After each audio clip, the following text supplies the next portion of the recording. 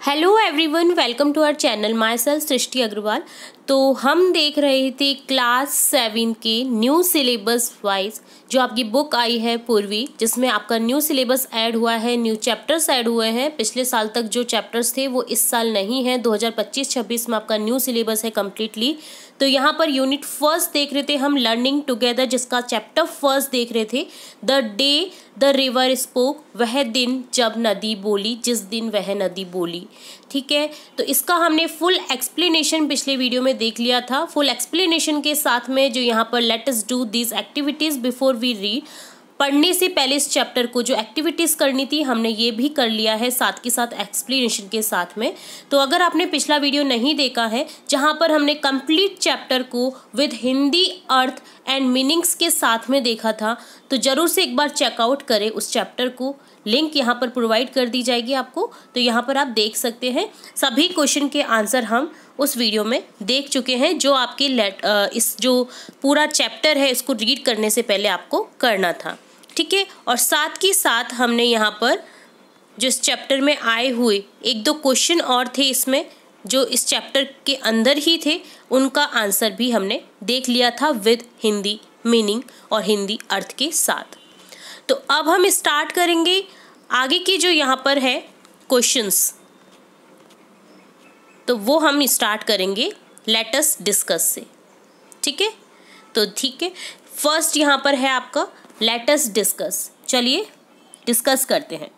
तो क्वेश्चन है, complete the table given below with जानवीज question in column first and the river answers in column second. Check your answer with the teacher. Column first में क्या है, जानवी के जो question है, और कॉलम सेकंड में क्या है, जो रिवर आंसर दे रही है उसे। ठीक है, तो आपको इसे कंप्लीट करना है कि जानवी क्या क्वेश्चन करेगी और जो नदी है, जो रिवर है, वो उसे आंसर क्या देगी। तो देखिए, जानवी का क्वेश्चन है, why the moon always comes from behind the hills. चांद हमेशा पहाड़ियों के पीछे से क्यों आता है, उसका क्वेश्चन था। तो जो रिवर का आंसर है वो होगा, it goes down towards the sea, I have seen it, it always take the same path over the mountains and down to sea like me. यह समुद्र की ओर नीचे की ओर जाता है, मैंने देखा है कि हमेशा एक ही रास्ता लेता है, पहाड़ों के ऊपर से समुद्र की ओर, मेरी तरह, जैसे मैं बहती हूँ एक ही तरह। ठीक है, कैन आई डू समथिंग, क्या मैं कुछ कर सकती हूँ, वो पूछ रही है कि मैं लड़कों जितना कुछ कर सकती हूँ, क्योंकि उसको चाव था कि मैं भी स्कूल जाऊँ जैसे मेरे भाई जाते हैं। तो आंसर देती है जो रिवर है वो इसका, कि छोटी लड़कियां भी छोटे लड़कों के बराबर काम कर सकती है, वे भी छोटे लड़कों जितनी तेजी से तैर सकती है। Little girl can do as much as little boys, boys के जैसे छोटे बॉयज़ है वो करते हैं काम, वो छोटी लड़कियां भी कर सकती हैं। ठीक है, उसका कहना था कि दोनों बराबर हैं, क्यों नहीं कर सकती। व्हाट आर शिप्स, वो क्वेश्चन पूछती है कि जहाज क्या होते हैं। Big boats, so big that they can take hundreds of people and they sail along the sea with lights that shine all night। बड़ी बड़ी नावें, इतनी बड़ी कि उनमें सैकड़ों लोग बैठ सके और सारी रात जगमगाती रोशनी के साथ समुद्र पर वह चलती है, उन्हें कहा जाता है जहाज। ऐसा रिवर कह रही है उसे। Will they come here, क्या वो यहाँ पर आएंगे। तो रिवर कहती है, नो दे वोंट, वो नहीं आएंगे, मुझे नहीं लगता।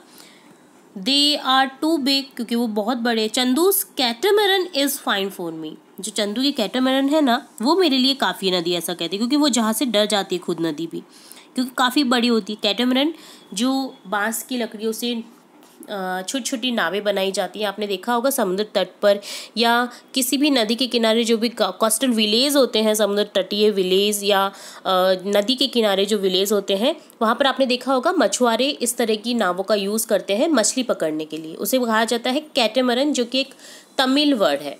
ठीक है, he can take you to see a ship someday, वह एक दिन, चंदू जो है वो तुम्हें किसी दिन जहाज दिखाने ले जा सकता है, वो ऐसा नदी कहती है। ठीक है, तो इस तरह से ये कंप्लीट करने थे हमें क्वेश्चन आंसर्स जानवी और रिवर के बीच में किए गए कन्वर्सेशन के अकॉर्डिंग। ठीक है, तो ये डन होता है लेट अस डिस्कस वाला पार्ट। नेक्स्ट देखेंगे let us think and reflect. आइए सोचें और चिंतन करें। तो फर्स्ट यहाँ पर है read the extract given below तो answer the question that follow. तो यहाँ पर जो एक्सट्रैक्ट दिया गया है, अंश दिया गया है, उसे रीड करना है और आंसर करना है क्वेश्चन के। You should not cry, first यहाँ पर है you should not cry, you no, तुम्हें रोना नहीं चाहिए, तुम्हें पता है। द वॉइस वेंट ऑन, वो आवाज़ जारी रही। और and you really should not be scared, ना तुम्हें डरना चाहिए। When you have been coming here to see me every day, जब तुम हर दिन, लगभग हर दिन मुझसे मिलने यहाँ आती रही हो तो क्यों डर रही हो, ऐसा रिवर कह रही थी उससे। शी वॉज पजल्ड, वो कन्फ्यूज हो गई कि वो आवाज़ आ कहाँ से रही थी, जानवी जो हमने चैप्टर में देखा था। It was such a voice like the river, यह आवाज़ नदी जैसी थी। It couldn't be the river, ये नदी नहीं हो सकती, वो ऐसा सोची। Well tell me all about it, नदी ऐसा बोली कि मुझे सब कुछ बताओ, क्यों रो रही हो तुम। सेड द रिवर, रिवर ने ऐसा कहा। For it was the river, तो अच्छा वो समझी कि अब वो उसे जब नदी ऐसे कह रही थी तो समझी जानवी जो है कि अच्छा ये रिवर थी। I have got to hurry to reach the sea, you know, मुझे जल्दी से बताओ जो भी चीज़ें हैं, ऐसा रिवर ने कहा उससे, क्योंकि मुझे जल्दी से जाना है समुद्र से मिलने। ठीक है, नदी कहाँ पर गिरती है, जाकर के लास्ट में समुद्र में। तो ये एक्सट्रैक्ट था इस चैप्टर से रिलेट। अब देखिए यहाँ पर करना है कंप्लीट, आपको कुछ विकल्प चूज करके इन सेंटेंस को complete this sentence with the correct option from those given in the bracket. दो में से एक आंसर आपको फिल करना है यहाँ पर। तो the tone of the river in the given extract is, जो नदी का जो स्वर था वो कैसा था, आश्वस्त था या सहानुभूति द्वारा था, आश्वस्त करने वाला था यानी एश्योरिंग था। तो देखिए आंसर देखेंगे हम, आंसर यहाँ पर आप लिखेंगे एश्योरिंग। ठीक है, नेक्स्ट है select a phrase from the extract which shows that Janvi was frequent visitor to the spot. एक वाक्यांश जो दर्शाता है कि जानवी अक्सर उस स्थान पर आती थी। The phrase showing Janvi was a frequent visitor is when you have been coming here to see me every day, well almost every day. जब तुम हर दिन, लगभग हर दिन मुझे देखने के लिए यहाँ आते रहे हो, क्योंकि जब ऐसा बोला रिवर ने तो इसका मतलब ये है कि वो बहुत बार आती रही है नदी से मिलने। Choose the correct option to complete this sentence, correct option choose करना है सेंटेंस को कंप्लीट करने के लिए। The use of exclamation mark at the end of the line, it couldn't be the river, ये रिवर नहीं हो सकती थी। एक्सप्रेसेस एक्साइटमेंट, हेजिटेशन, इरिटेशन या डिसल, तो यहाँ पर हो जाएगा डिसबिलीव, अविश्वास, उसको विश्वास नहीं हो रहा था कि नदी बोल रही है। तो यहाँ पर ऑप्शन डी को करेक्ट कर देंगे। Choose 3 qualities of river highlighted in the extract from the verse in the box given below. तुमको जो है यहाँ पर दिए गए वर्ड्स में से ना, जो ये वर्ड्स है आपके affectionate, forgiving, thoughtful, impatient, kind hearted, इनमें से आपको रिवर के लिए हाईलाइटेड जो है शब्द, नदी के 3 गुण चुनने हैं। ठीक है, तो यहाँ पर हम चूज़ करेंगे, जैसे नदी बहुत ही अच्छी थी, वो उसको सलाह भी दे रही थी, काफ़ी इनक्रेज कर रही थी उसे पढ़ाई करने के लिए। तो यहाँ पर हम चूज़ करेंगे अफेक्शनेट, स्नेही, थॉटफुल, विचारशील, और काइंड हार्टेड यानी दयालु। ठीक है, तो यहाँ पर आपको चूज़ करना था। अब देखिए नेक्स्ट सेकेंड क्वेश्चन देखेंगे। Can I do something? asked Janvi. Well, it is up to you, said the river. Seems to me little girl can do as much as little boys. They swim as fast as little boys. You just sleep along one morning and sit there in the school and listen to what's going on, and maybe the teacher will let you stay. I couldn't, gasped Janvi. I couldn't. They would scare me. They would chase me out. तो यहाँ पर ये para दे रखा है, क्या मैं कुछ कर सकती हूँ, जानवी ने पूछा। ठीक है, यह तुम पर निर्भर है, नदी ने कहा। मुझे लगता है कि छोटी लड़कियाँ छोटे लड़कों जितना ही कर सकती है, ऐसा नदी कह रही थी उसे। छोटे लड़के जितना तेजी से तैरते हैं वैसे ही छोटी लड़कियाँ भी तैर सकती हैं। तुम बस एक सुबह वहाँ चली जाओ, यानी स्कूल में चली जाओ, स्कूल में बैठो और सुनो कि क्या हो रहा है, शायद शिक्षक तुम्हें वहाँ रहने दे। तो ऐसा जानवी कहती है कि नहीं, मैं नहीं कर सकती, जानवी ने हाँफते हुए कहा। वे मुझे डरा देंगे और वे मुझे कक्षा से बाहर निकाल देंगे। तो जानवी को श्योर नहीं था कि टीचर उसे एक्सेप्ट करेंगे। तो यहाँ पर देखिए आपको करना है complete this sentence with an appropriate reason. Complete करना है रीज़न दे करके सेंटेंस को। अकॉर्डिंग टू द रिवर के अनुसार there was no difference between girls and boys because लड़कियों और लड़कों में कोई अंतर नहीं था, क्योंकि यहाँ पर आंसर हो जाएगा they can do the same things like swim as fast. वो सभी चीज़ें समान रूप से करने में सक्षम थी, जैसे लड़के तैर सकते वैसे लड़कियां भी तैर सकती हैं।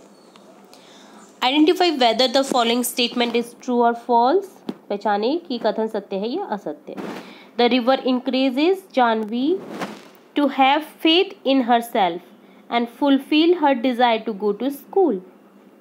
रिवर जानवी को खुद पर विश्वास रखने और स्कूल जाने की उसकी इच्छा पूरी करने के लिए उसे इंक्रेज करती है, यानी प्रोत्साहित करती है। तो ये सत्य है, ट्रू है। Reason it tells her to try to school and trust herself. Trust करने के लिए कहती है वो, और उसे ट्राई करने के लिए कहती है कि वो एक बार स्कूल तो जाके देखे। ठीक है, अब देखिए नेक्स्ट क्वेश्चन हम देखेंगे यहाँ पर। Choose the correct option to complete this sentence. वाक्य को पूरा करने के लिए सही विकल्प चुनना है। When the river suggests that Janvi should sleep along, it means that she should move. जब नदी सुझाव देती है जानवी को फिसल कर चलना चाहिए, तो इसका मतलब है कि चुपचाप, क्वाइटली। तो इसका आंसर देखेंगे हम क्वाइटली। ठीक है, ऑप्शन सी करेक्ट हो जाएगा, यानी चुपचाप से निकल जाना चाहिए। जैसे लिजार्ड निकली थी उसके सामने से, जैसे किंगफिशर मछली को खा रहा था झाड़ियों के बीच में, तो उसका एग्जाम्पल दे रही थी कि इसी तरह से तुम्हें भी चुपचाप से अपनी कक्षा में, उसकी कक्षा में जाकर बैठ जाना चाहिए और शिक्षक की बातों को सुनना चाहिए। ठीक है, तो यहाँ पर हो जाएगा option C correct. What does the repetition of the phrase first I couldn't tell us. तो यहाँ पर पहचाने मैं नहीं कर सकी, ऐसा उसने बोला ना कि मैं नहीं कर सकती। ये वाक्य की पुनरावृत्ति हमें क्या बताती है, वो बार बार मैं ऐसे करी थी, आई कुडंट। तो आंसर देंगे यहाँ पर the repetition of the phrase I couldn't shows Janvi fear. ये जानवी की डर, hesitation and lack of confidence in herself को दर्शाता है। ये जो उसने कहा कि मैं नहीं कर सकती, वाक्य की पुनरावृत्ति जानवी की डर, झिझक और खुद पर आत्मविश्वास की कमी को दर्शाता है। It emphasize her belief that she might not be accepted in school and that others might chase her away. यह उसकी विश्वास पर जोर देता है कि उसे स्कूल में स्वीकार नहीं किया जा सकता और दूसरे उसे भगा सकते हैं। उसको बिलीव ही नहीं था कि वो टिक सकती है स्कूल में। नेक्स्ट देखेंगे question, answer the following question. यहाँ पर आंसर करना है आपको क्वेश्चंस के। फर्स्ट क्वेश्चन है यहाँ पर सेकंड का, what does the writer describe different aspects of nature in great details at the beginning of the story. Why do you think the writer does this. Answer लिखेंगे तो पहले question को हिंदी में समझ लेते हैं कि लेखक ने कहानी की शुरुआत में जो प्रकृति, नेचर के विभिन्न पहलुओं को यहाँ पर बहुत विस्तार से बताया है। ठीक है, आपको क्या लगता है कि लेखिका ने ऐसा क्यों किया। तो the writer describe different aspects of nature in great detail to create a vivid and immersive setting for the reader. This helps in establishing a strong connection between the character and her surroundings. It also highlights the importance of nature in this story है ये, as the river plays a significant role in inspiring and guiding Janvi. तो यहाँ पर जो लेखिका है उन्होंने प्रकृति के विभिन्न पहलुओं को बहुत विस्तार से वर्णन किया है, ताकि जो हम पढ़ने वाले हैं, जो पाठक हैं, उनके लिए एक जीवंत और मनमोहक सेटिंग बनाई जा सके, यानी हम उसमें डूब जाएं, हम देखें कि आगे क्या होगा, हम उसे पढ़ना चाहेंगे। तो इससे चरित्र और उसके परिवेश के बीच एक मजबूत संबंध स्थापित करने में मदद मिलती है। यह कहानी में प्रकृति के महत्व को भी उजागर करती है कि प्रकृति भी अपने आप में महत्व रखती है आपकी लाइफ में कहीं ना कहीं, क्योंकि नदी जानवी को प्रेरित करने और मार्गदर्शन करने में महत्वपूर्ण भूमिका निभाती है। नेक्स्ट क्वेश्चन है, how did the river know so much about Janvi. Janvi कैसे जानती थी बहुत ज़्यादा, जानवी के बारे में रिवर ने कैसे जाना। इतना ज़्यादा उसके बारे में, नदी को जानवी के बारे में इतना सब कैसे पता था? तो आंसर बताएंगे, the river knew so much about Janvi because she visited it almost every day and often spoke her thoughts aloud with being near it. The river being a symbolic and personified character had been listening to her dreams, worries, desires over time. नदी को जानवी के बारे में इतना सब इसलिए पता था क्योंकि वह लगभग हर दिन वहाँ पर आती थी और अपने थॉट्स वहाँ पर खुलकर बोलती थी, अपने विचार जो है वो खुलकर रखती थी. नदी एक प्रतीकात्मक मानवीकृत चरित्र होने के नाते समय के साथ उसके सपने, चिंता और इच्छाओं को सुनती रही थी, इसलिए उसके बारे में, जो जानवी के बारे में नदी को काफ़ी कुछ पता था, क्योंकि नदी से वो बातें किया करती थी. चाहे नदी बोले या ना बोले, वो उसे सब बताया करती थी. हमें कभी कभी दीवारों से कई बार बातें करते हैं, फ्रेम से बातें करते हैं, तो ये एक थिंग दर्शाती है हमारे और उस फ्रेम के या दीवार के बीच में संपर्क को. तो हमारी चीज़ें तो सब पता है बट वो बोल नहीं सकती है, बट क्या पता कभी बोल दें, है ना. तो इसी तरह यहाँ पर स्टोरी में दिखाया गया है. क्वेश्चन थर्ड है, Janvi says and I am so old now they will never let me go. What can you infer about Janvi and the school from this line. Janvi कहती है कि अब मैं इतनी बूढ़ी हो गई हूँ, बड़ी हो गई हूँ, वे मुझे कभी नहीं जाने देंगे. इस पंक्ति में आप जानवी और स्कूल के बारे में क्या अनुमान लगा सकते हैं? तो आंसर लिखेंगे, from this line we can infer that Janvi had wanted to go to school for a long time but was unable to do so due to social or personal barriers. It also suggests that the school primarily accepts younger children, making Janvi feel that she has missed her chance to receive an education. इस पंक्ति से हम अनुमान लगा सकते हैं कि जानवी लंबे समय से स्कूल जाना चाहती थी, लेकिन सामाजिक और व्यक्तिगत बाधाओं के कारण ऐसा करने में असमर्थ थी. इससे यह भी पता चलता है कि स्कूल मुख्य रूप से छोटे बच्चों को स्वीकार करता है, उसे स्वीकार नहीं करेगा, जिससे जानवी को लगता था कि उसकी शिक्षा प्राप्त करने का अपना मौका उसने खो दिया है. नेक्स्ट क्वेश्चन फोर्थ है, why did the river laugh when Janvi said the would be scared it school. जब जानवी ने कहा कि उसे स्कूल में डर लगेगा तो रिवर क्यों हंसी? The river laughed because it knew that Janvi was stronger and braver than she believed. It wanted to encourage her and make her realize that there was nothing to fear. The river also understood that fear was only in her mind, and once she took the step, she would gain confidence. River इसलिए हंसी क्योंकि उसे पता था कि जानवी उससे कहीं ज़्यादा मजबूत और बहादुर है. जितना वो सोचती नहीं थी वो उससे ज़्यादा बहादुर है जितना वह सोचती थी.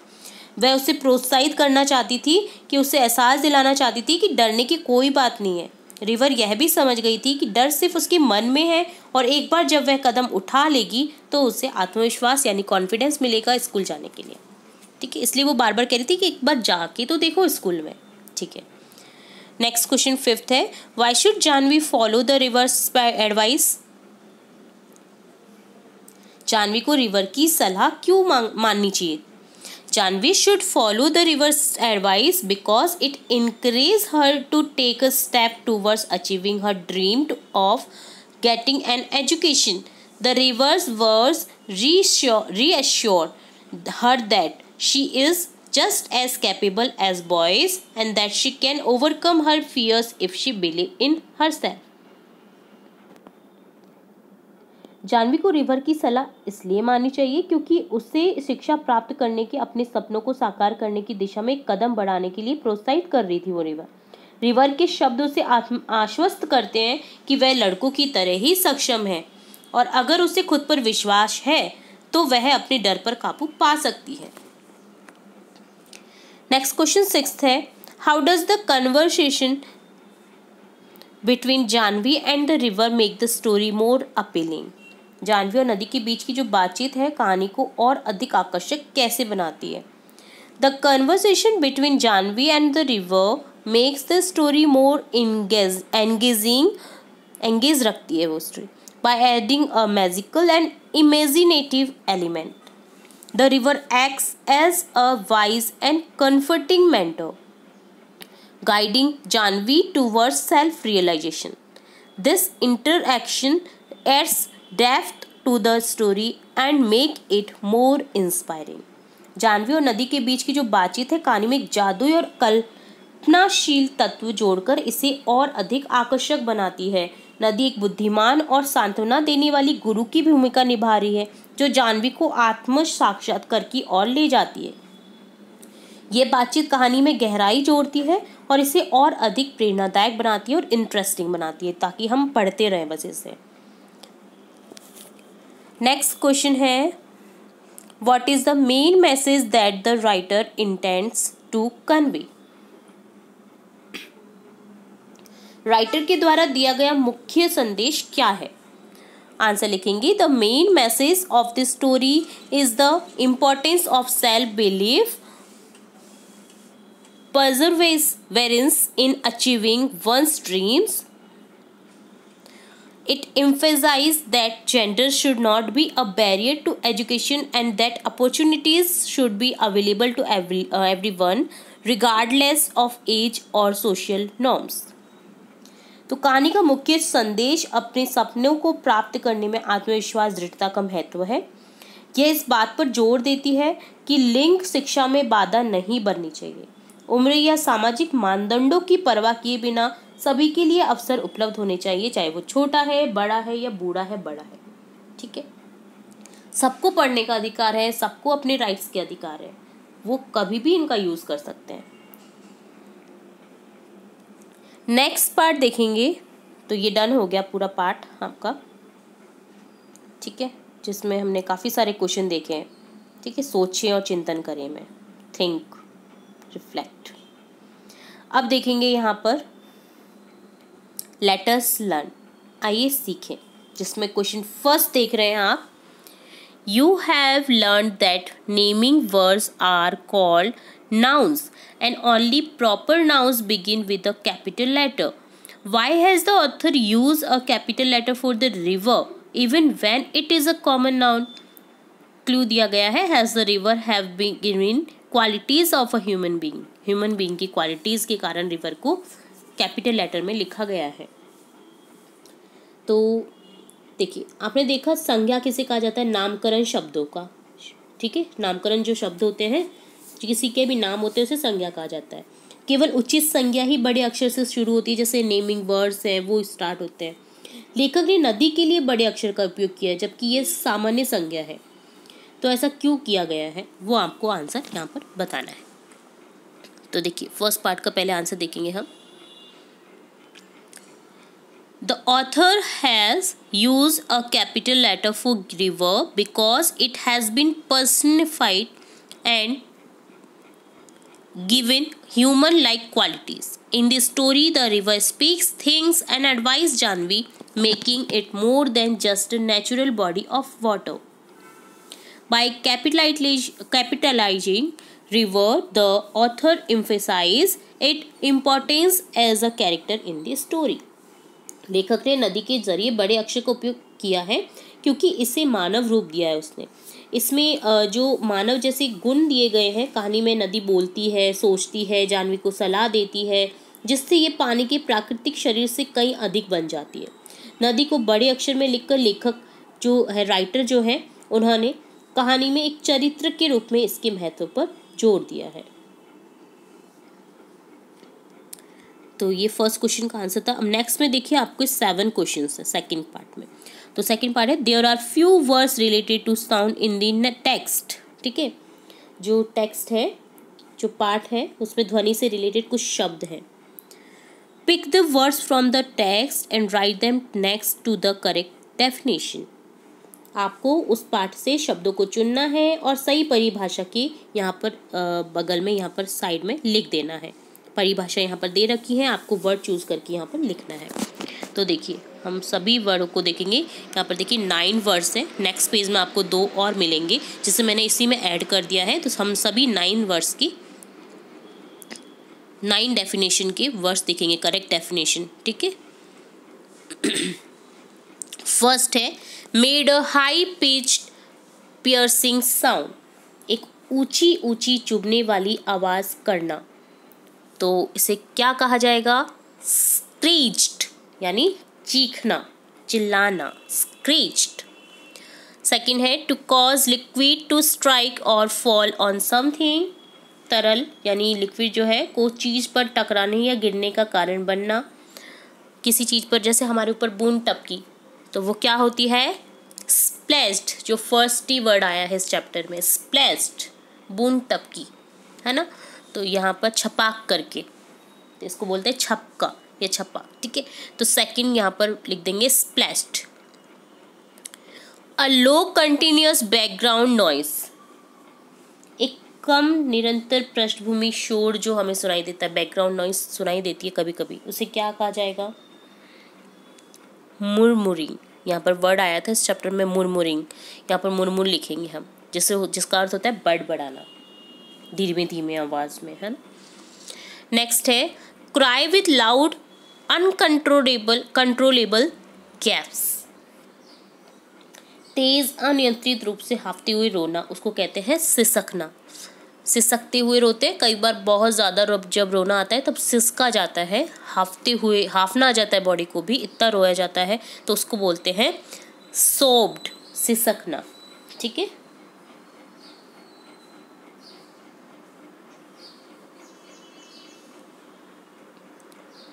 नेक्स्ट है to make a soft DIY sound like paper और लीव्स मूविंग, वो होता है रस्टल, जो पेड़ के पत्ते हिलते, कई बार आपने देखा होगा उसका भी साउंड आता है, कागज को हम जब रगड़ते एक दूसरे के बीच में तब भी एक साउंड आता है, उसको बोलते हैं रस्टल नॉइस, यानी रस्टल।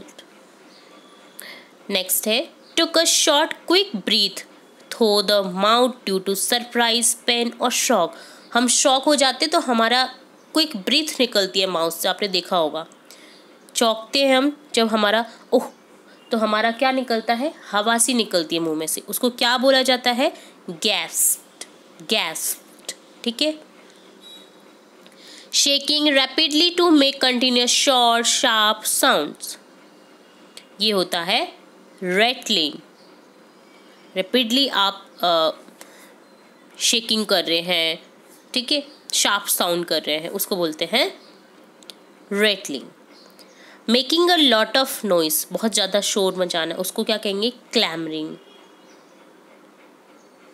Clamouring. Made a long high cry usually because of pain और सैडनेस, हम दुखी होने के कारण या दर्द में होने के कारण बहुत ज़्यादा कभी कभी चिल्लाते हैं, जैसे कई बार हमारी अगर लग जाती है, उस टाइम जब हमारी वो चीख निकलती है, उसको क्या कहा जाता है, उसको कहा जाता है वेल्ड, विलाप करना। कोई दुखी होता है तो वो क्या करता है, उसको क्राइंग नहीं बोलेंगे, उसको बोलेंगे wailed, she is wailed, she is wailing, यानी विलाप कर रही है, विलाप करने को बोलते हैं वेल्ड, ठीक है।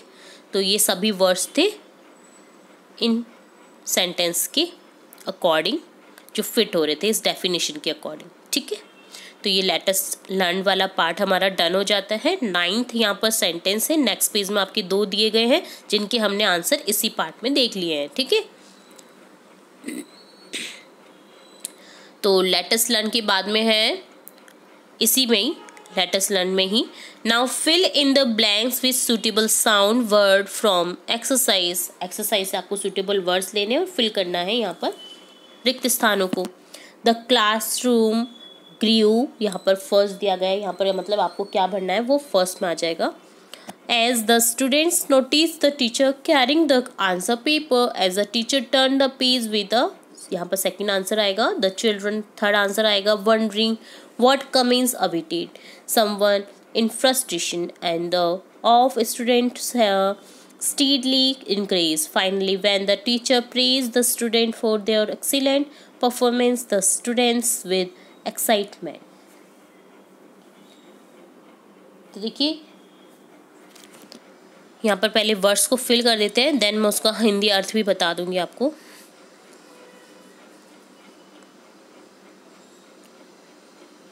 तो यहाँ पर आएगा देखिए, the classroom clamorous, classroom grew clamorous as the students noticed the teacher carrying the answer papers. As the teacher turned the pages with a rustle, the children murmured, wondering what comments awaited. Someone screeched in frustration, and the murmuring of the students steadily increase, बड़बड़ाना students का फुसफुसाना बढ़ता गया.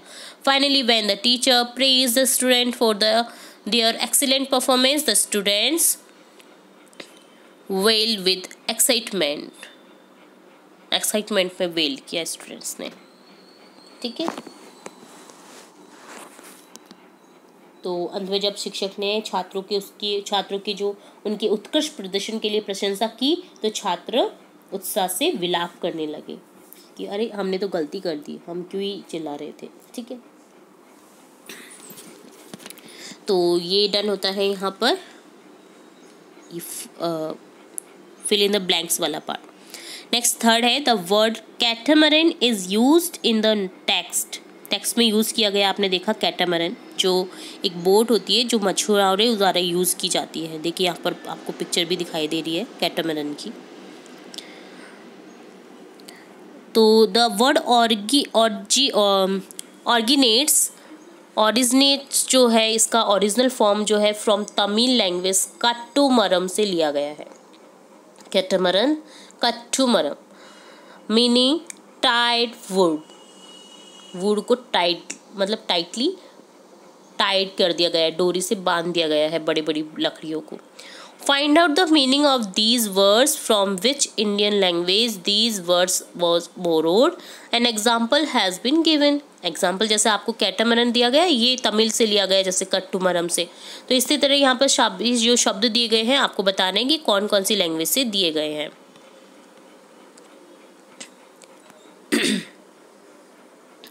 तो देखिए जो कर्मा है संस्कृत का है, ये the concept of action influencing future outcomes, भविष्य के परिणामों को प्रभावित करने वाली क्रियाओं की अवधारणा को कहा जाता है karma. Sahib a respectful term for a man specially using during the British colonial era. एक आदमी के लिए सम्मानजनक शब्द है ये, विशेष रूप से ब्रिटिश औपनिवेशिक युग के दौरान उपयोग किया जाता था. साहिब उर्दू हिंदी का शब्द है. चटनी हिंदी का शब्द है. A spicy condiment made of fruits vegetable और हर्ब्स, फलों सब्जियों और जड़ी बूटियों से बना मसालेदार मसाले को कहा जाता है चटनी. वरांदा हिंदी शब्द है. Roofed open air porch attach to a house. बरामदा आपने देखा, बरामदा पहले के घरों में तो बरामदे होते थे, अब भी पैक होने लग गए. तो इसे कहा जाता है जो रूफ्ड होता है उसमें थोड़ा सा एयर के लिए छोड़ा जाता था जगह, घर के अंदर अटैच किया जाता था, उसे कहा जाता था बरामदा. जंगल अ डेंस फॉरेस्ट, घना जंगल.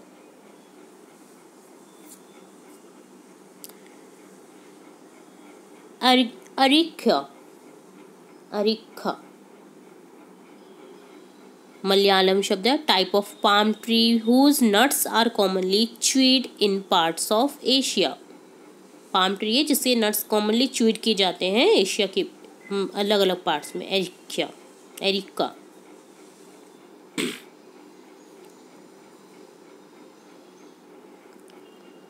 पालकी ये पालकी है. ठीक है, पालक्वीन नहीं बोलेंगे इसको, पालकी बोलेंगे. इंग्लिश शब्द है ये पालकी. A covered litter for carrying people often use in traditional Indian ceremonies. लोगों को ले जाने के लिए एक ढका हुआ आसन होता है, इसका उपयोग अक्सर पारंपरिक भारतीय समारोह में किया जाता है. पालकी एक ये इंग्लिश शब्द है जबकि हम हिंदी में यूज करते हैं इस शब्द को. ठीक है, आपने कई बार देखा होगा. तो यहाँ पर इन वर्ड से रिलेट हमने देख लिया कि किससे रिलेट होते हैं, कौन कौन सी लैंग्वेज के थ्रू. नेक्स्ट देखेंगे फोर्थ. यहाँ पर देखिए Chandu the fisherman has a catamaran that the river prefer to a ship. Given below are some boats that are use in different part of our country. Chandu नामक मछुआरे के पास एक कैटमरन है जिसे नदी ने जहाज से ज़्यादा पसंद किया. नीचे कुछ नावें दी गई हैं जो हमारे देश के अलग अलग हिस्सों में इस्तेमाल की जाती है. तो देखिए यहाँ पर है कैनो, कैटमरन, खोरेकल, शिकारा। शिकारा राइड किए कभी? कभी आप केरला जाए तो वहाँ पर करिएगा, काफ़ी अच्छी शिकारा राइड होती है वहाँ पर। और यहाँ पर शिकारा राइड और होती है डल लेक में, जो कश्मीर में है। तो ये ऊपर से ढका हुआ रहता है और कई लोग इसे काफ़ी अच्छे से डेकोरेट भी करते हैं, हाउस बोट की तरह भी इसे बनाया जाता है। तो ये होता है शिकारा, इसका नाम ही शिकारा होता है, शिकारा राइड। आप सर्च करिएगा, आपको काफ़ी सारे इसकी इंटरेस्टिंग फैक्ट्स मिलेंगे। तो यहाँ पर क्वेश्चन है, which one would you like to travel in? आप किस नाव में यात्रा करना चाहेंगे? तो आंसर लिखेंगे, I would travel in shikara because it is lovely and peaceful on lakes. मैं शिकारा में यात्रा करना चाहूँगी या करना चाहूँगा क्योंकि यह कश्मीर की झीलों में इस्तेमाल की जाने वाली सुंदर सजी हुई लकड़ी की नाव होती है। इसमें बैठने की आरामदायक व्यवस्था होती है। ये पानी में शांतिपूर्ण और सुंदर सवारी प्रदान करती है। ठीक है, कश्मीर है, केरला है, जहाँ भी लेक्स होती हैं, बड़ी बड़ी लेक्स, वहाँ पर इस तरह की शिकारा राइड मिल सकती हैं आपको। कभी आप देखिएगा, मैंने तो खुद ने की है, तो मुझे काफ़ी इंटरेस्टिंग लगी ये राइड और बहुत ही अच्छी भी लगी। काफ़ी शांति रहती है जब आप इसमें बैठते हैं या इसमें ट्रैवल करते हैं तो। ठीक है, नेक्स्ट है, make a colourful drawing of a boat that you would like to travel in. तो आपको कलरफुल ड्राइंग बनानी है बोट की, जिसमें आपको पसंद है, आपको जिसमें ट्रैवल करना पसंद है, उसमें उस तरह की। तो ये आपका खुद का टास्क है करने का। ठीक है,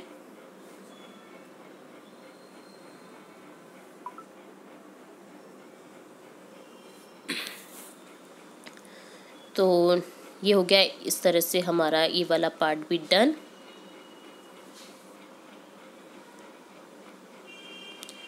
नेक्स्ट पार्ट है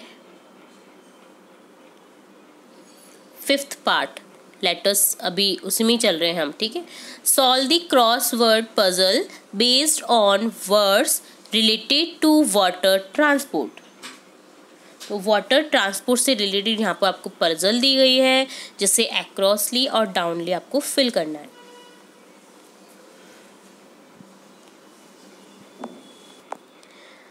तो यहाँ पर देखिए, ये आपको सॉल्व करना है पजल। अक्रॉस में दे रखा है आपको क्वेश्चन, और large vessel use for transporting goods और पैसेंजर्स बाय सी। समुद्र के द्वारा माल या यात्रियों के परिवहन के लिए उपयोग किए जाने वाला एक बड़ा जहाज, जिसे क्या कहा जाता है? शिप। इसी तरह से small vessel for travelling on water typically propelled by oars, sails और एन इंजन। पानी पर यात्रा करने के लिए छोटा जहाज जो आमतौर पर पवतार, पाल या इंजन द्वारा संचालित होता है। छोटी छोटी नावें देखिए आपने कई बार लेक्स पे, छोटी मोटी लेक्स में आपको मिल जाएंगी, उसे कहा जाता है नाव। तो देखिए यहाँ पर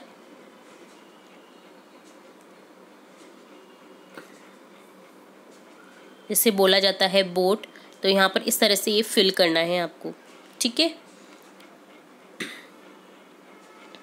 इसी तरह से देखिए यहाँ पर है a flat floating structure for travelling across water. पानी के पार यात्रा करने के लिए एक फ्लैटिंग संरचना, जिसे कहा जाता है बेड़ा। ठीक है, तो यहाँ पर फिल कर देना है, जिसे बोला जाता है राफ्ट। ठीक है, और 4th है अक्रॉस में, अ बोट और ship driven by steam.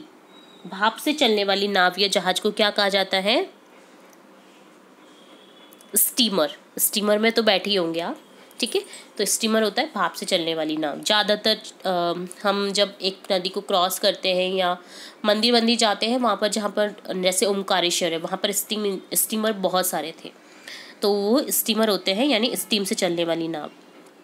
Down में है a small flight narrow boat pointed at both ends and moves using a paddle. Paddle से यूज़ की जाती है और पॉइंटेड होती है दोनों ओर से नुकीली होती है, जैसे चप्पू के सहारे चलाया जाता है। छोटी हल्की सकरी नाव, जिसे कहा जाता है हिंदी में डोंगी।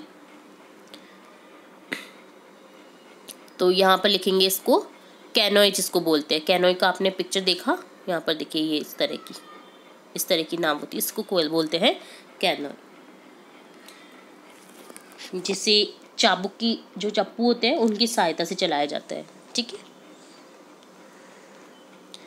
नेक्स्ट है boat with a powerful engine which can change direction easily and is used to pull charged ships into and out of port. एक शक्तिशाली इंजन वाली नाव जो आसानी से दिशा बदल सकती है, बड़े जहाज़ों को बंदरगाह के अंदर और बाहर खींचने के लिए उपयोग की जाती है, उसको बोला जाता है टग बोट। काफ़ी मजबूत होती है ये वाली बोट। तो हिंदी में तो इसे कहा जाता है टग बोट और इंग्लिश में इसके लिए फील करेंगे टग बोट ही, ठीक है। हिंदी इंग्लिश दोनों में टग बोट ही कहा जाता है इसे। अगला है a boat with sails and sometimes an engine use for either racing और travelling for pleasure rhymes with cot COT। पाल और कभी कभी इंजन वाली एक नाव जिसका उपयोग रेसिंग या आनंद के लिए किया जाता है, कोट के साथ तुकबंदी है इसकी, ठीक है। तो इसको बोला जाता है नौका। क्या बोला जाता है? नौका। तो देखिए 7th में हम फिल करेंगे याचिट। याचिट आपने देखा है, इंटरेस्टिंग रहता है वो।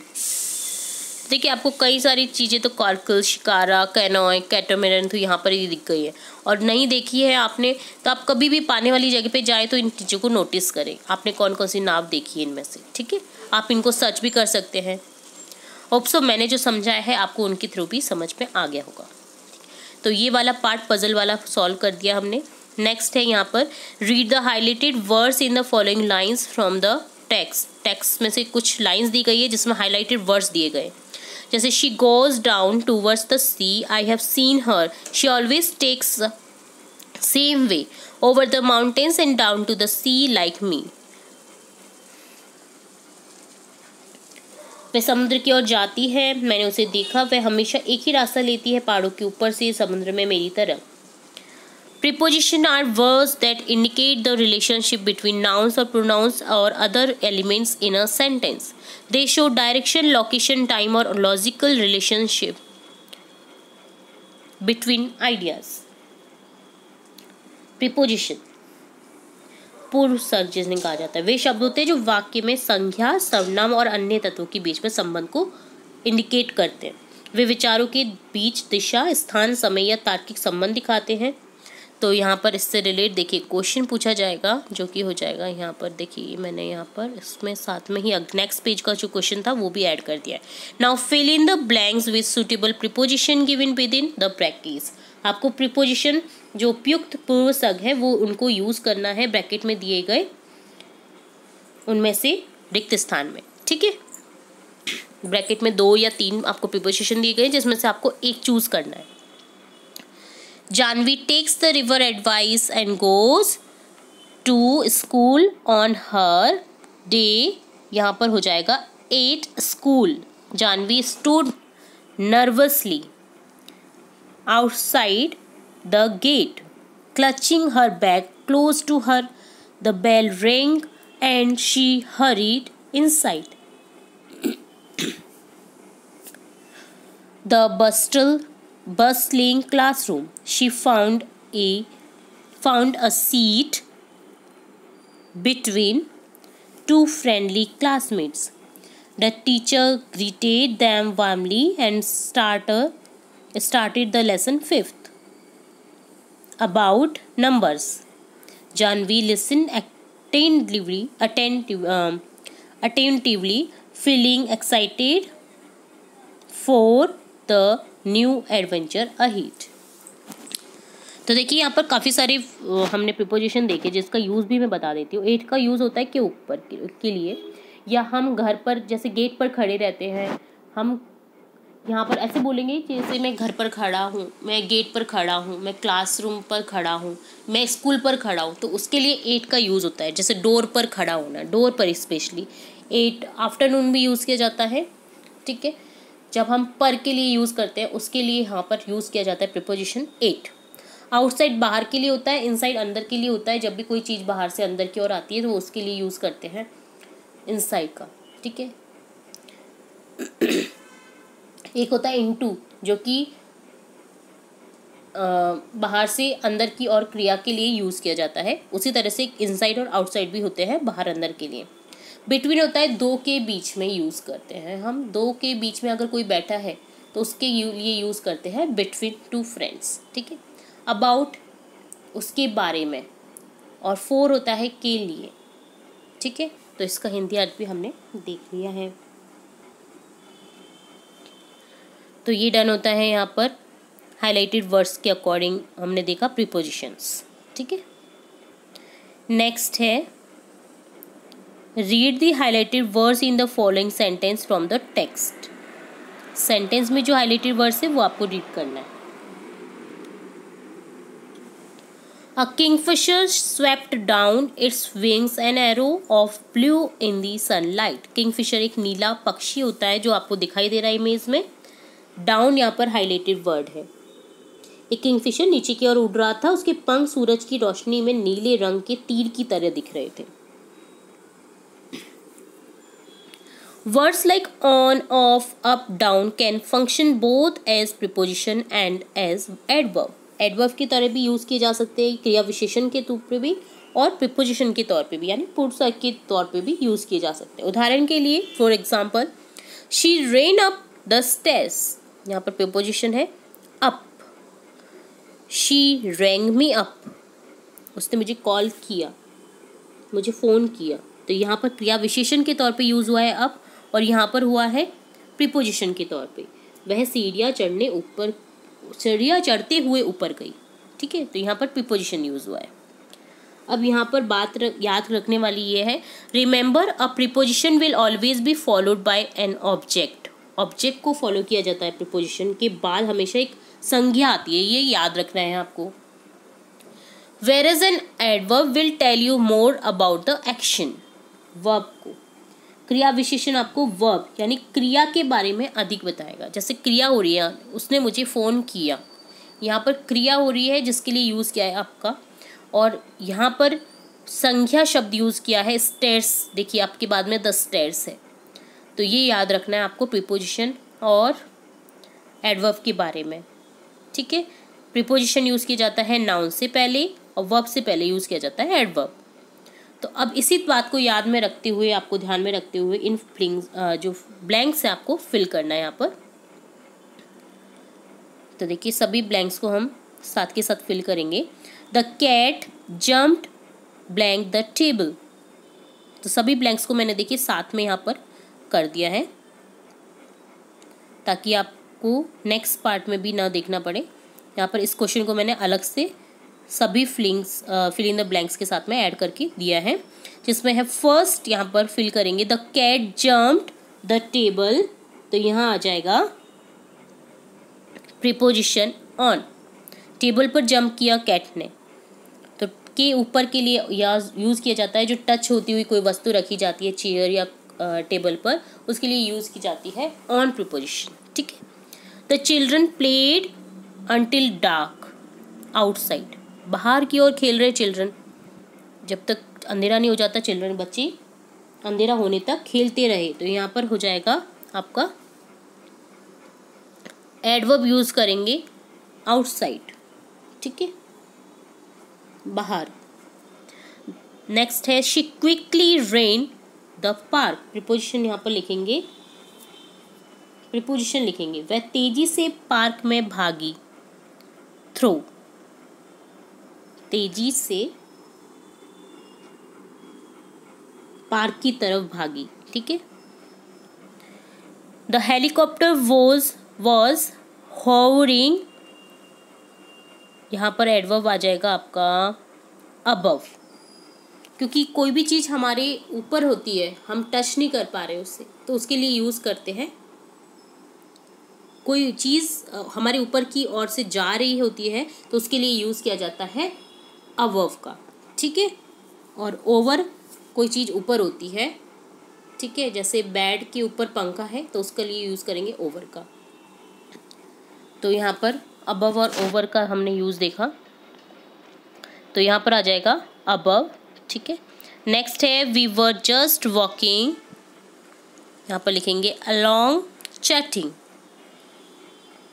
हम बस चल रहे थे, बातें कर रहे थे, ठीक है। नेक्स्ट है after thoroughly wiping his shoes he stepped, यहाँ पर आ जाएगा इनसाइड, ही स्टेप्ड इनसाइड। अपने जूते अच्छी तरह से पोंछने के बाद में उसने अंदर कदम रखे, ठीक है, इनसाइड, घर के अंदर या कहीं भी स्टेप किए उसने, आगे कदम रखे, ठीक है। She drove slowly the sharp curve, यहाँ पर आ जाएगा अराउंड, वह धीरे धीरे तीव्र मोड़ पर उसने गाड़ी को घुमाई, ठीक है। तो अराउंड, जैसे हम हिल्स के चारों ओर कभी कभी जाते घूमते हुए, तो वो होता है अराउंड, हिल के अराउंड अराउंड हम होते हुए ऊपर पहुंचे, ठीक है, तो उसके लिए अराउंड यूज करते हैं प्रीपोजिशन। नेक्स्ट है he place the keys the mat before leaving, उसने जाने से पहले चाबियां चटाई पर रख दी, तो ऑन आ जाएगा ऑब्वियसली यहाँ पर, तो पर के लिए तो के ऊपर के लिए ऑन का यूज किया जाता है। तो he place the keys on the mat before leaving, वह जाने से पहले उसने चाबियां चटाई पर रख दी, ठीक है। तो इस तरह से हमने यूज़ किया यहाँ पर प्रीपोजिशन का और एज ए एडवर्ब का भी, कि किस तरह से यूज़ किया जाता है एडवर्ब का वो आपने देखा। एडवर्ब ज़्यादातर लास्ट में यूज़ की जाती है या फिर क्रिया की विशेषता बताने के लिए यूज़ किए जाते हैं, ठीक है, क्रिया विशेषण जिन्हें कहा जाता है। नेक्स्ट है पार्ट यहाँ पर लेट अस लिसन,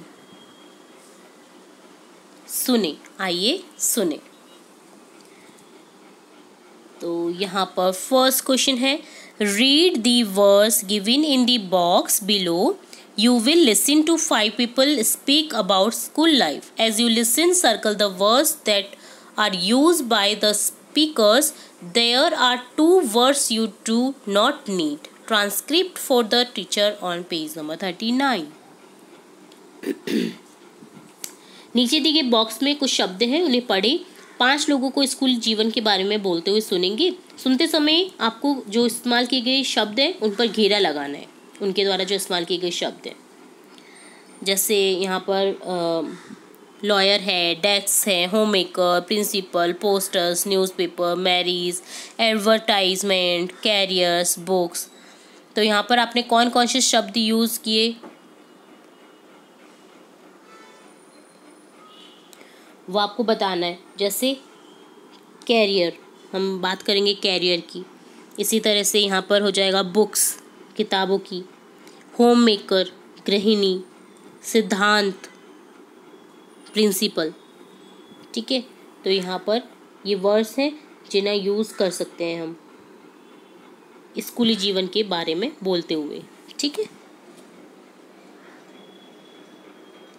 और ये तो हमने बता ही दिया आपको, ठीक है। तो यहाँ पर वर्ड्स को सिंपली रीड करना है, जो दिए गए वर्ड्स हैं, सुनना है पीपल्स के द्वारा और सर्कल करना है उन वर्ड्स पे। तो आप सर्कल कर दीजिएगा जो जो आपको सुनाई दिए, जैसे होम मेकर है, प्रिंसिपल है, कैरियर्स है, बुक्स है, एक्सेट्रा। नेक्स्ट सेकंड क्वेश्चन है you will once again listen to 5 speakers. तो यहाँ पर आपको दोबारा से स्पीकर को सुनना है। As you listen match each statement 1 to 7 to each speaker 1 to 5। There are 2 statement that you do not need. 2 statement जो है वो आपको करने की ज़रूरत नहीं, आवश्यकता नहीं है, बट हम सभी के देखेंगे स्टेटमेंट्स और स्पीकर के यहाँ पर नंबर भी आपको अटैच करने हैं 1st to 5th में, ठीक है। तो यहाँ पर हम आंसर देखते हैं। Promote active participation for all in school activities. Understand the boys and girls have different abilities. Comment on 5th, speaker number 5th हमें लग रहा है, ठीक है।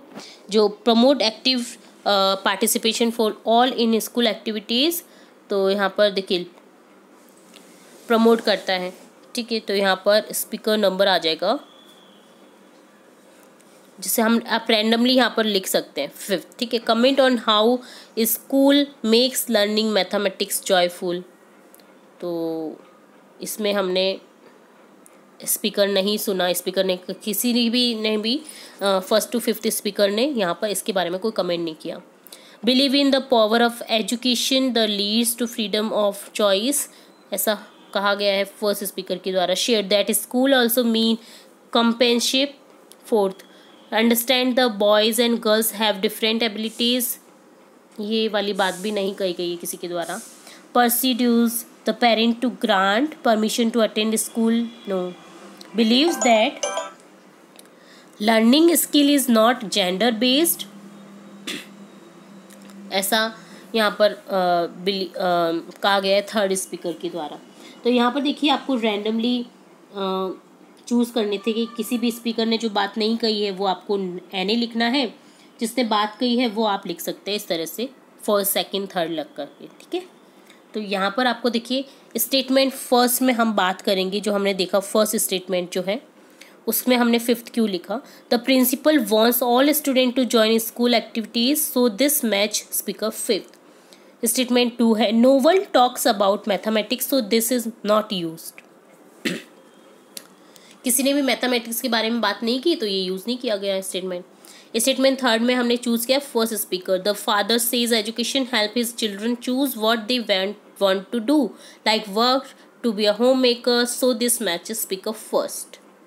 स्टेटमेंट फोर्थ मैच किया है हमने फोर्थ से। The student talks about friends at school which means companionship so this match speaker fourth. Speaker जो स्टेटमेंट फिफ्थ है no one says boys and girls have different abilities they all talk about equal chances so this is not use, ये use नहीं किया गया। किसी ने भी different abilities के बारे में बात नहीं की है क्योंकि उन्हें इसके बारे में ज़रूरत ही नहीं पड़ी, सभी इक्वल हैं, इक्वल चांस के हकदार हैं।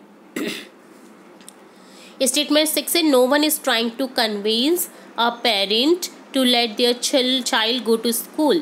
The grandmother talks about the past. The father already agrees her girls should go to school, so this is not used. तो फादर ने ऑलरेडी सजेस्ट कर दिया कि इस गर्ल्स को भी स्कूल जाना चाहिए, तो ये भी यूज़ नहीं किया गया। स्टेटमेंट 7 है वो थर्ड स्पीकर के द्वारा यूज़ किया गया। The teacher says school teachers skills to all students for work, not just boy or girls. So this match speaker third. The grandmother जो speaker second है does not have a matching statement because she only talks about how things were in the past. कैसी things हुई वो past में वो उन्होंने बात की है उसके बारे में, which does not fit any of given statement, जो fit नहीं होता किसी और statement के थ्रू। तो इसलिए हमने ये वाला चूज इस तरह से किया है, ठीक है। तो यहाँ पर आपका कंप्लीट ये डिस्क्रिमिनेशन हो गया इस क्वेश्चन का। The question expects 5 matches, but we only 4 matches statement because the grandmother statement does not fit any of our option. Since we need 2 statement to be unused, we have 3 unused statement 2, 5 and 6. This still work. If your teacher has more details, you can ask them. उनसे आप पूछ सकते हैं अपने teacher से और इस question को अलग अलग तरीके से कर सकते हैं, ठीक है। नेक्स्ट है लेट अस स्पीक। आइए बात करें। फर्स्ट है read the sentence given below. यहाँ पर सेंटेंस दिया गया है जिसे रीड करना है। Dear dear what is the matter, you should not cry, you know and you really should not be scared when you have been coming here to see me every day, well almost every day. The river spoke to Janvi in a sleepy voice, work in pairs and take turns to speak the same sentence in other voice. Some hints are given. देखिए उसने जो river है वो ऐसे बोल रही थी कि डियर डियर तुम्हें नहीं रोना चाहिए, क्या बात है, तुम्हें पता है तुम्हें वास्तव में डरना नहीं चाहिए जब तुम हर दिन लगभग हर दिन मुझसे यहाँ मिलने आती रही हो। रिवर ने जानवी से नींद भरी आवाज़ में बात की। तो यहाँ पर आपको क्या करना है, जोड़े में काम करना है, बारी बारी से दूसरी आवाज़ों में वही वाक्य को जोड़ना है। यहाँ पर कुछ हिंट्स भी दिए गए हैं जैसे happy, surprise, angry, scared, sad, worried.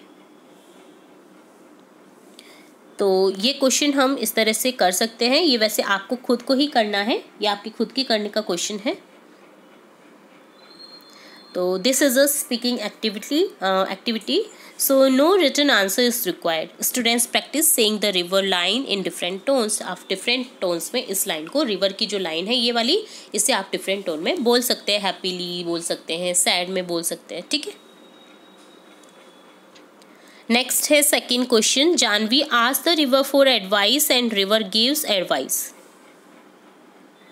Janvi नदी से सलाह मांगती है और नदी सलाह देती है। Read the given situations and work in pairs to ask for and give advice. Take turns to change your roles. Use the prompts given below. तो जो है दी गई स्थितियों को पढ़े, सलाह मांगने और देने के लिए यहाँ पर आपको पेयर में काम करना है। अपनी भूमिकाएं बदलने के लिए बारी बारी से काम करें और नीचे दिए गए संकेतों का यूज़ कर सकते हैं। जैसे सिचुएशन फर्स्ट है, you wish to play football it is school but it has an all boys team only. Situation second है, you have been unable to score well in mathematics due to nervousness during exams. Situation third है, you really enjoy music classes but do not get enough time to practice for it. Situation four है, you can not see the black board clearly from the last bench. तुम नहीं देख पा रहे हो black board को last bench से। एक है स्थिति कि आप स्कूल में फुटबॉल तो खेलना चाहते हैं लेकिन इसमें सिर्फ लड़कों की टीम है। एक है परीक्षा के दौरान घबराहट के कारण आप गणित में अच्छे अंक नहीं ला पाए। एक है आपको संगीत अच्छा तो लगता है, संगीत की कक्षाएं बहुत पसंद है लेकिन आपको इसके अभ्यास के लिए पर्याप्त समय नहीं मिल पा रहा है। तो ये क्वेश्चन भी आपको खुद को करने का है, बट यहाँ पर मैं आपको स्टेटमेंट के थ्रू यहाँ पर आंसर बताती हूँ इसके। ठीक है, आस्किंग फॉर एडवाइस और गिविंग एडवाइस यहाँ पर दो इस तरह से बनाए गए हैं। तो सिचुएशन को हम लिखेंगे इस तरह से। सिचुएशन फर्स्ट है, you wish to play football at school but it has an all boys team only. तो आप क्या करेंगे इसमें? तो आस्किंग फॉर एडवाइस और गिविंग एडवाइस में यहाँ पर लिखेंगे, आस्किंग में लिखेंगे, यहाँ पर आपको स्टार्ट करना है आस्किंग में, what do you think I should do. तो what do you think I should do about joining the football team. तुम क्या सोचते हो कि मुझे ज्वाइन करनी चाहिए football team. It only for boys, ये सिर्फ बॉयज़ के लिए है। गिविंग, यहाँ पर जो आंसर देने वाला है, गिविंग एडवाइस, एडवाइस देने वाला है, वो क्या लिखेगा, आई थिंक यू शुड। तो यहाँ पर स्टार्ट करेंगे, I think you should talk to coach and ask if girls can try out, you are just as good as boys. तो आई थिंक तुम्हें कोच से बात करनी चाहिए कि गर्ल्स के लिए भी एक टीम बनाई जाए, क्योंकि तुम लड़कों के बराबर ही अच्छी हो फुटबॉल खेलने में। इसी तरह से सिचुएशन सेकंड दी गई है, you have been unable to score well in mathematics due to nervousness during exam. तो आस्किंग में यहाँ पर देखिए दिया गया है, do you think I should. तो यहाँ पर लिखेंगे, do you think I should do something about my nervousness in maths exam. क्या मुझे कुछ करना चाहिए मेरी नर्वसनेस के बारे में जो मैथ्स में मुझे हो जाता है कभी कभी एग्जाम्स में। तो गिविंग एडवाइस दी जाएगी, why don't you practise deep breathing before the exam to stay calm. Deep breathing लिया करो, स्टे काम रहा करो एग्जाम्स के थ्रू। एग्जाम से पहले डीप ब्रीथ लिया करो और काम रहा करो, यानी शांत रहने की कोशिश किया करो। तो ये सलाह दी जाएगी। ठीक है, नेक्स्ट सिचुएशन थर्ड है, you really enjoy music class but do not get enough time to practice for it. तुम्हें म्यूजिक क्लास तो पसंद है बट तुम्हारे पास में इनफ टाइम नहीं है। तो इसमें देखिए आस्किंग में क्या पूछेंगे हम, जिससे हम एडवाइस लेंगे उससे कि what would you do if you love music but had no time to practise. तुम क्या करोगे अगर तुम्हें म्यूजिक पसंद है बट उसकी प्रैक्टिस के लिए तुम्हारे पास टाइम नहीं है। तो एडवाइस दी जाएगी, the best thing to do is set a small time each day. सबसे बेस्ट थिंग है, सबसे अच्छी चीज़ है कि एक छोटा सा टाइम निकालो तुम्हारी जो पसंद है उसके अकॉर्डिंग प्रत्येक दिन। Like 15 minutes to practise music, तुम सिर्फ 15 मिनट निकालो प्रैक्टिस के लिए। इसी तरह से सिचुएशन फोर्थ है, you can not see the black board clearly from the last bench. Last bench से तुम्हें क्लियरली नहीं दिखाई दे रहा है ब्लैक बोर्ड। तो तुम क्या पूछोगे, I would appreciate your advice on not seeing the black board from the last bench. कि तुम नहीं देख पा रहे हो तो अप्रिशिएट योर एडवाइस। तो गिविंग में आएगा, if I were you I would politely ask the teacher to move to a closer seat. अगर उसने ऐसे पूछा कि तुम क्या करते अगर तुम्हें नहीं दिखाई दे रहा है, तो तुम ऐसी क्या एडवाइस दोगे मुझे कि मैं ऐसा क्या करूं, मुझे लास्ट बेंच से नहीं दिखाई दे रहा है। तो गिविंग एडवाइस में है कि अगर मैं होता तुम्हारी जगह या मैं होती तुम्हारी जगह तो मैं पोलाइटली नॉर्मली टीचर से बात करती या करता और क्लोजर सीट में आता, मतलब ब्लैक बोर्ड के पास वाली सीट पे आ जाता या आ जाती। ठीक है, तो इस तरह से आपको यहाँ पर आंसर करने थे। ये आपको खुद के करने का है, बट मैंने यहाँ पर आपको आंसर बता दिए जो मुझे ठीक लगे। ठीक है, तो इस तरह से यहाँ पर ये सिचुएशन आपको करनी थी। डन।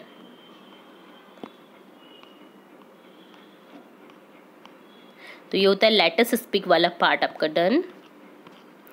अब है लेट अस राइट। आइए लिखे। यहाँ है ऑब्जर्विंग नेचर, प्रकृति का अवलोकन करना। देखिए यहाँ पर आपको काफ़ी अच्छी सीनरी दी गई है जिसमें काफ़ी सारे पौधे हैं, फूल है, फ्लावर्स हैं, ट्रीज हैं, बर्ड्स हैं। ठीक है, कलरफुल फ्लावर्स हैं। Take some time to observe the world around you. Over the next few days pay attention to the colours, shapes, patterns and textures found in nature. Look closely at the plants, trees, flowers, birds, and even the sky. Make detailed notes of what you observe, focusing on textures, movements, and how light plays with these elements. Record your observations in detail and the features that draw your attention the most, whether it's the soft ripple of water, the vibrant flutter of a butterfly, or the color of the birds or flowers. Now write a descriptive paragraph based on what you have observed. Highlight the colors, shapes, textures, and unique details that made an impressive and you. Give a title to your paragraph. तो तुमने क्या observe किया, तुम्हें क्या करना है, observe करना है नेचर को, कलर्स देखने हैं, शेप्स देखने हैं नेचर की, अपने आसपास की दुनिया का अवलोकन करना है कुछ समय निकाल करके। अगले कुछ दिनों में आपको देखना है कि प्रकृति में पाए जाने वाले रंग, आकृतियाँ, पैटर्न और बनावट पर ध्यान दें। पौधों, पेड़ों, जो फूल हैं, पक्षियों हैं, यहाँ तक कि आकाश को भी आप ध्यान से देखें। आप जो भी देखते हैं इसके विस्तृत आपको नोट्स बनाने हैं। उसकी बनावट, हरकतें, प्रकाश, इन तत्वों के साथ कैसे खेलता है वह प्रकृति, इस पर ध्यान देना है।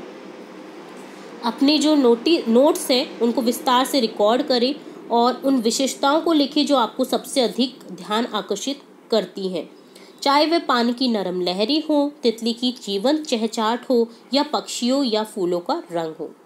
अब आपने जो देखा है इसके आधार पर एक वर्णनात्मक नोट लिखना है, आपको पैराग्राफ लिखना है। उन रंगों, आकृति, बनावटों और अनोखे विवरणों को हाईलाइट करना है जिनका आप पर प्रभाव पड़ा और अपने इस पैराग्राफ को एक टाइटल देना है। ठीक है, तो आपको आइडिया मिल जाएगा इससे। What do you observe, how do you feel, why, और what is your message to everyone around you. Prompts यहाँ पर है, देखिए आप इस तरह से यूज कर सकते हैं। एवरीडे आई सी से स्टार्ट कर सकते हैं। I find it very interesting that, I like because, I feel as, I want to tell you that, my advice to all is. तो यहाँ पर लिखेंगे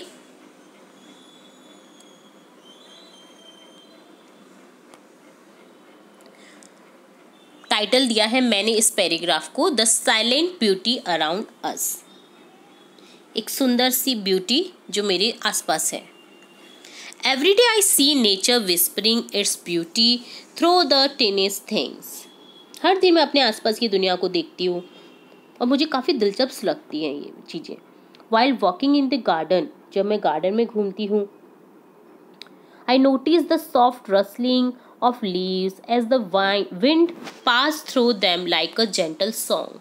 एक विंड, हवा निकली उन पत्तियों से लहराती हुई, वो मेरी जो कानों तक सुनाई दी, उसकी जो साउंड है वो एक जेंटल सॉन्ग की तरह सुनाई दिया। The morning sun filtered through the branches, branches से फिल्टर होता हुआ मॉर्निंग सन का जो प्रकाश है, जो मॉर्निंग सन लाइट होती है, वो मुझ तक पहुंची। Creating golden patches on the ground, golden patches हो रहे हैं उसके थ्रू, क्योंकि देखा आपने पेड़ के नीचे आप कभी खड़े होंगे तो आपको पैचेस नज़र आएंगे, पूरा प्रकाश नहीं आता क्योंकि वो फिल्टर हो जाता है पेड़ के थ्रू, तो यहाँ पर पैचेस दिखाई देते हैं, उसे यहाँ पर गोल्डन पैचेस कहा गया है। ठीक है, I find it very interesting that no two leaves are alike each has its own shape, shade, texture. सबका अपना शेप है, शेड है, टेक्सचर है, कोई भी एक जैसा नहीं होता है, ठीक है।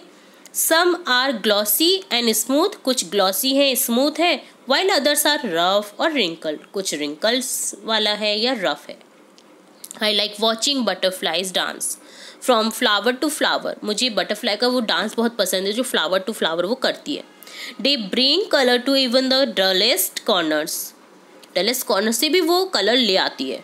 The vibrant yellow wings of one butterfly glowed under the sunlight like tiny lanterns, tiny lanterns की तरह लगता है उसका जो बटरफ्लाई का जो येलो विंग होता है उसके थ्रू जब सनलाइट आती है तो।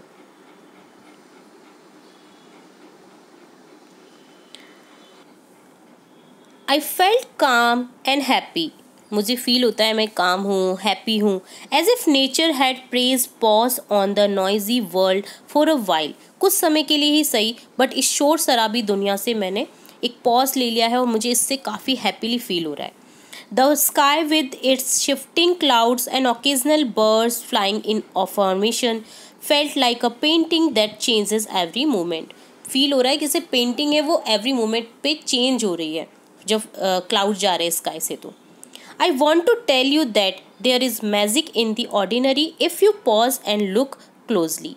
आपको ये जो ऑर्डिनरी से सामने से जो चीज़ें दिखाई दे रही है अपने आसपास, जब आप इन्हें क्लोजली देखेंगे, नेचर को क्लोजली देखेंगे तो आपको एक मैजिकल सा फील होगा। My advice to all is take a moment to observe nature, it teaches us patience, peace and the art of finding beauty in stillness. मैं एडवाइस दूंगी सबको कि एक छोटा सा मोमेंट निकाले, एक 2 मिनट का भी सही, 5 मिनट का ही सही, बट आप ऑब्जर्व करें नेचर को। ये हमें काफ़ी कुछ सिखाती है, पेशेंस सिखाती है, पीस रहना सिखाती है, art of finding beauty in stillness भी सिखाती है। तो इस तरह से आपको ये लिखना था यहाँ पर, जो आपके अराउंड आपको नेचर में फील हो रहा है वो, ठीक है। तो ये होता है आपका लेट अस राइट वाला पार्ट डन। नेक्स्ट है लेट अस एक्सप्लोर, जिसमें फर्स्ट सेकंड क्वेश्चन आपको दिख रहा है। तो फर्स्ट क्वेश्चन देखेंगे हम यहाँ पर एक्सप्लोर में। Discuss why rivers in India are considered to be sacred and most of them are referred to as female.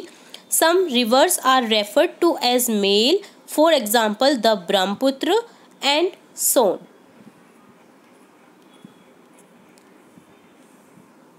तो आपने देखा, चर्चा करनी है आपको कि भारत में नदियों को पवित्र क्यों माना जाता है और उनमें से अधिकांश को स्त्री रूपी शब्द ही क्यों कहा गया, नाम ही क्यों लिया गया है उनका। कुछ नदियों को पुरुष भी कहा गया है, जैसे उदाहरण के तौर पे ब्रह्मपुत्र और Son. Rivers in India are considered sacred because they are seen as life-giving sources that sustain agriculture, provide drinking water and support civilizations. Many rivers are personified as goddesses such as Ganga, Yamuna and Godavari, and are believed to purify sins and grant blessings. They are referred to as female because of their nurturing nature, much like a mother who nourishes her children. However, some rivers like the Brahmaputra Son are considered male, possibly due to cultural, historical or geographical reason linked to their forceful currents or mythological associations. Bharat में नदियों को पवित्र माना जाता है क्योंकि उन्हें जीवन देने वाले स्रोत के रूप में देखा जाता है, जो कृषि को बनाए रखते हैं, पानी की उपलब्धता कराते हैं, पानी देते हैं और सभ्यताओं का समर्थन करते हैं। कई नदियों को देवी के रूप में माना जाता है, जैसे गंगा, यमुना, गोदावरी, और माना जाता है कि वे पापों को शुद्ध करती है और आशीर्वाद देती है। उन्हें उनके लालन पोषण करने वाले स्वभाव के कारण स्त्री कहा जाता है, ठीक वैसे ही जैसे एक माँ अपने बच्चों का पालन पोषण करती है। हालांकि ब्रह्मपुत्र, सोन जैसी कुछ नदियों को पुरुष माना जाता है, संभवतः उनकी शक्तिशाली धाराओं या पौराणिक संघों से जुड़े सांस्कृतिक, ऐतिहासिक या भौगोलिक कारणों के थ्रू। नेक्स्ट क्वेश्चन है यहाँ पर होल क्लास एक्टिविटी है, जिसमें फर्स्ट क्वेश्चन है, ये पूरी क्लास की, पूरी कक्षा की गतिविधि है, जिसमें फर्स्ट क्वेश्चन है India is multi lingual country and many of us can speak 2 to 3 languages easily. Make a list of the languages that everyone in the class can speak and display it on a chart paper in the classroom. Bharat एक बहुभाषी देश है. इसमें हम में से कई लोग 2 या 2 से अधिक भाषाएं आसानी से बोल सकते हैं. कक्षा में सभी द्वारा बोली जाने वाली भाषाओं की एक सूची बनाएं. इसे कक्षा में एक चार्ट पेपर पर प्रदर्शित करें.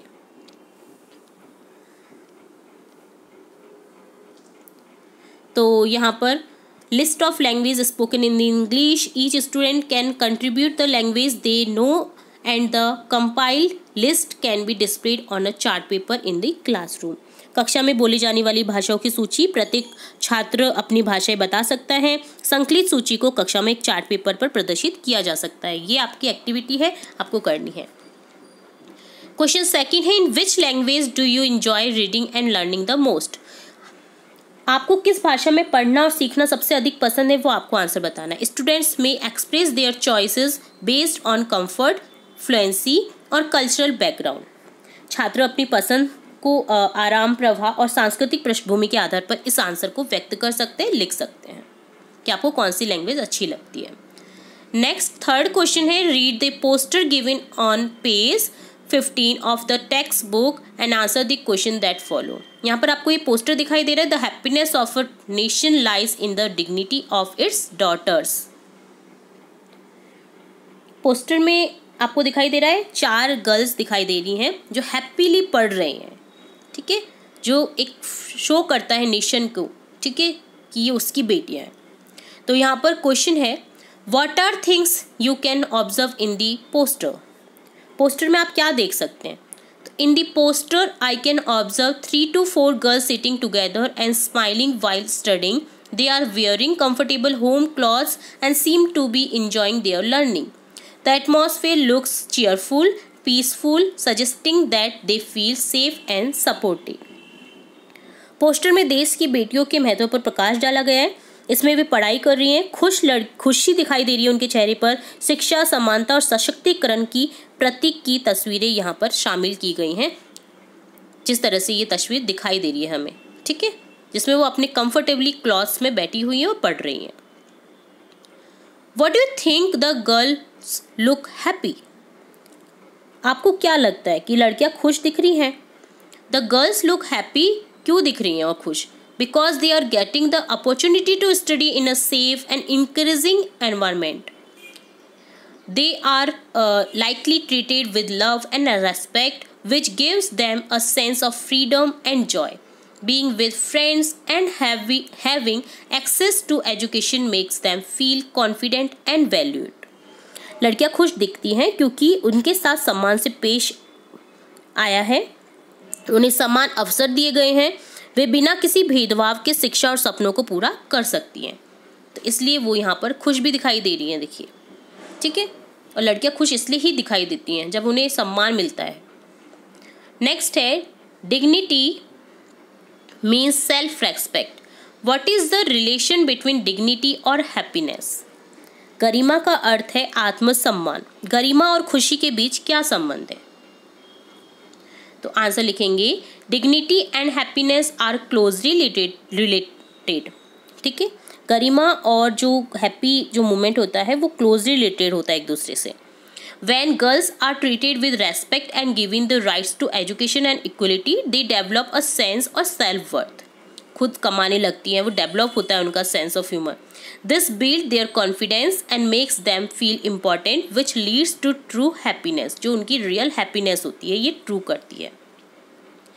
अगर उन्हें समानता का अधिकार दिया जाता है, एजुकेशन मिलती है उन्हें इक्वली, तो वो अपने आप से खुशी होती है. तो ये डिग्निटी होती है उनकी, उन्हें आगे बढ़ने का मौका दिया गया, ये उनकी हैप्पीनेस में बदल जाते हैं. ठीक है. नेक्स्ट क्वेश्चन फोर्थ है, how does a nation prosper when its daughters are happy. जब बेटियां खुश होती हैं तो राष्ट्र कैसे समृद्ध होता है. A nation prospers when its daughters are happy because happy girls grow into strong educated women who contribute to society in many ways. They help build better families, communities and workplaces. When girls are empowered, the whole nation becomes healthier, more educated and more progressive. अगर एक लड़की पढ़ी लिखी होगी तो उसके आगे बनने वाली फैमिली को भी वो पढ़ाना लिखाना चाहेगी, वो भी पढ़ी लिखी होगी और वो आगे बढ़ाने में मदद करेगा देश में, उसका परिवार। तो यहाँ पर एक लड़की से जुड़ा रहना एजुकेशन से बहुत इम्पॉर्टेंट हो जाता है। जब लड़कियाँ और लड़के दोनों समान रूप से शिक्षित होते हैं, सम्मानित होते हैं, तो राष्ट्र समृद्ध होता है, क्योंकि वे दोनों समाज, अर्थव्यवस्था और परिवार की खुशहाली में योगदान देते हैं। सशक्त महिलाएं मजबूत समुदाय और राष्ट्र विकास का नेतृत्व करती हैं। नेक्स्ट क्वेश्चन है, the government has launch many schemes for the education of the girls child. Some of them are Beti Bachao Beti Padhao, बालिका समृद्धि योजना, समग्र शिक्षा स्कीम, कस्तूरबा गांधी बालिका विद्यालय एक्सेट्रा। सरकार ने बालिकाओं की शिक्षा के लिए कई योजनाएं चालू की हैं। उनमें से कुछ है बेटी बचाओ बेटी पढ़ाओ, बालिका समृद्धि योजना, समग्र शिक्षा योजना, कस्तूरबा गांधी बालिका विद्यालय इत्यादि। तो आपको ऐसी कई योजनाएं देखनी है, इंटरनेट पर आपको काफ़ी सारी मिल जाएंगी और आंसर करना है। यहाँ पर कुछ योजनाएं मैं आपको बताती हूँ। Government of India has started many schemes to help girls go to school and learn. Some schemes you already know are जैसे बेटी पढ़ाओ बेटी बचाओ, बालिका समृद्धि योजना, समग्र शिक्षा scheme, Kasturba Gandhi Balika Vidyalaya. Let's learn about a few more schemes that helps girls like you study and grow strong. Then you can tell your friends and neighbors about them to spread awareness. इनके बारे में जो हम देखने जा रहे हैं और योजनाएं ऐसी ही जो शिक्षित बालिकाओं के लिए योजना स्टार्ट की गई हैं गवर्नमेंट के थ्रू, तो आप इनके बारे में बात कर सकते हैं अपनी फैमिलीज से, नेबर्स से, फ्रेंड्स से, ताकि वो इनके बारे में पता लगा सके कि किस टाइप की योजना है। जैसे फर्स्ट है सुकन्या समृद्धि योजना. This is a savings plan for a girls. Parents can open an account for a girl under 10 year old at a post office और बैंक. पोस्ट ऑफिस से आप ये इजीली खोल सकते हैं सुकन्या समृद्धि योजना का अकाउंट, जिसमें आप सेविंग कर सकते हैं. साल में आपको सिर्फ 500 रुपये देने हैं या 1000 रुपये भी दे सकते हैं, या आप ज़्यादा भी दे सकते हैं. जितनी ज़्यादा आप सेविंग कर सकते हैं वो बालिका के 18 ईयर होने पर आपको मिलेगी, सारे जो पैसे आपके कलेक्ट किए गए हैं. और इसमें काफ़ी ज़्यादा ब्याज भी मिलता है. तो अगर आपको योजना के बारे में नहीं पता है तो आप पेरेंट्स से ये बारे में चर्चा कर सकते हैं. काफ़ी अच्छी योजना है, हर पेरेंट ये योजना का लाभ ले रहा है आज की लाइफ में. ठीक है, मैं भी ले रही हूँ मेरी बेटी के लिए. They can save money for her education और मैरिज. ये सेव कर सकते हैं मनी को एजुकेशन और उसकी मैरिज के लिए. The money grows with a good interest rate around 8.2% in 2025 and can be taken out when the girl turn 21 or get married after 18. It helps parent plans for a girl's future so she can study well and be happy. उसकी पढ़ाई के लिए भी इन पैसों का use कर सकते हैं और उसकी मैरिज के लिए भी यूज़ कर सकते हैं इन पैसों का. तो ये सुकन्या समृद्धि का विस्तारित रूप है. ठीक है, नेक्स्ट है CBSE Udaan scheme. This scheme helps girls who want to become engineer. जिन गर्ल्स के लिए है ये जिन्हें इंजीनियर बनना है. It's for girls from weaker families. ये कमज़ोर फैमिलीज़ के लिए हु आर इन क्लास 11 और 12. उन गर्ल्स की फैमिलीज़ के लिए जो गर्ल्स 11वीं और 12वीं में हैं. The government gives free study materials. उसमें फ्री स्टडी मटेरियल मिलेगा गवर्नमेंट की तरफ से. वीडियोज़ मिलेंगे, classes to help them prepare for engineering exam like IIT और NIT. इसकी प्रिपरेशन के वीडियोज़ मिलेंगे, क्लासेस मिलेंगी जो हेल्प करेंगे आपको इन एग्जाम्स की प्रिपरेशन के लिए. If a girl gets into a good college she can also get money for fees and hostel cost. ये बहुत इंपॉर्टेंट बात है, यहाँ पर आपको ध्यान देना है इस बात पर. It helps girls dream big and study hard. यह हेल्प करेगा आपके ड्रीम को कंप्लीट करना और बड़ा बनाएगा आपके ड्रीम को, और आपको मेहनत करवाएगा कि आप मेहनत करें और आगे बढ़ें. तो बहुत ही इंपॉर्टेंट स्कीम है CBSE उड़ान स्कीम. अगर आपने नोटिस नहीं किया है तो इसे भी नोटिस कर लें और अपने पेरेंट्स को दिखाएं. थर्ड है national scheme of incentive to girls for secondary education, NSI GSE जिसका शॉर्ट फॉर्म है. This scheme is for girls who have passed class 8 and are between 14 to 18 years old. ध्यान रखिएगा, ये स्कीम है जो गर्ल है, जो लड़की है जिसने पास की है क्लास 8, कक्षा 8वीं को पास किया है और वो 14 से 18 के बीच में है. It gives 3,000 to girls from SC/ST families और those who studied in Kasturba Gandhi Balika Vidyalaya, उन्हें मिलेंगी जो SC/ST फैमिलीज से बिलोंग करती हैं या फिर कस्तूरबा गांधी बालिका विद्यालय से पास आउट है। The money is kept in a bank, money को बैंक में रखा जाएगा, and can be taken out with interest when the girl turns 18 and passes class 10। अगर क्लास 10 पास कर ली है और उसने वो 18 की हो गई है तब इन पैसों को ब्याज के साथ में उन्हें निकाल सकती है। It helps girls stay in school and not drop out, ये ड्रॉप नहीं करने के लिए प्रेरित करती है स्कीम और गर्ल्स को स्कूल में रहने के लिए प्रेरित करती है, क्योंकि आप कक्षा 10 पास कर लेंगे तो आपको काफ़ी अच्छा लाभ मिलेगा इस स्कीम के थ्रू। तो ये भी स्कीम बहुत इंपॉर्टेंट है, NSI GSE। नेक्स्ट है scheme Rajiv Gandhi scheme for empowerment of adolescent girls, Sabla जिसका नाम दिया गया है। This scheme is for girls age 11 to 18 years, जो 11 से 18 साल की बच्चियां हैं उनके लिए ये स्कीम लागू की गई है। It helps them learn like skills, stay healthy and eat good food. It also teaches them about hygiene and gives them training for job. Girls can join this scheme through anganwadi centres, इस scheme को join कर सकती है वो anganwadi centres के through. It makes girls strong and ready for a bright future, ये उन्हें मजबूत बनाती हैं और ब्राइट फ्यूचर के लिए रेडी करती हैं। तो ये आप स्कीम देख रहे हैं, बहुत इंपॉर्टेंट स्कीम्स यहाँ पर हमने 4 स्कीम देखी हैं जो कि सभी इंपॉर्टेंट हैं। तो आप इससे कैसे अवेयरनेस पैदा कर सकते हैं, कैसे आप अपने आस पड़ोसी को बता सकते हैं, जैसे tell your friends and family, share what you learn about this scheme with your friends, parents and neighbours, explain how they can help girls study and grow.